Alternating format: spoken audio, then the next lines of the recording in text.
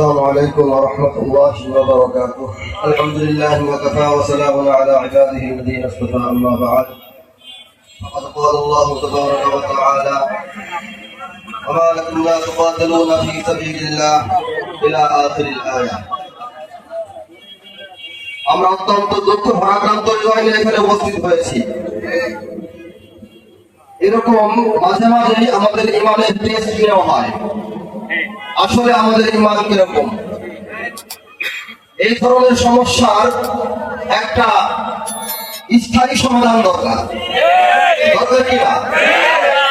আসলে বর্তমান বিশ্ব ব্যবস্থা, প্রত্যেকটা রাষ্ট্রের যে শাসন ব্যবস্থা, প্রত্যেকটা ব্যবস্থাপনার গোড়াঘর রয়েছে ইহুদিদের হাতে, যার কারণে একটা সময় মুসলমানরা রাজত্ব করার পরেও আজ মুসলমানদের ইমানের টেস্ট নেওয়া হয়, আল্লাহ এবং রাসূল সম্পর্কে কটূক্তি করে আমাদেরকে যাচাই করা হয়।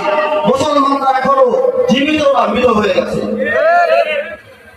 আসলে আমরা হয়ে গেছি খাঁচায় বন্দি বাঘের মতো। খাঁচায় বন্দি বাঘের তুলনায় মুক্ত স্বাধীন বিরাট অনেক ভালো।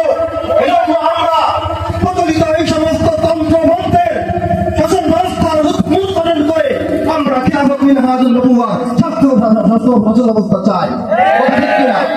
এজন্য আমাদেরকে ঐক্যবদ্ধ হতে হবে। ঐক্যবদ্ধ হয়ে এই সমস্ত তন্ত্র মন্ত্রকে মূলপালন করে ইসলামী খিলাফত প্রতিষ্ঠা করে আমাদের জন্য পুরো পৃথিবীকে উন্মুক্ত করে দিতে হবে। পৃথিবীর যেখানেই গুস্তাখে রাসূলকে পাওয়া যাবে, সেখানে মুসলমানরা ঝাঁপিয়ে পড়ে তাদেরকে হত্যা করে দিবে।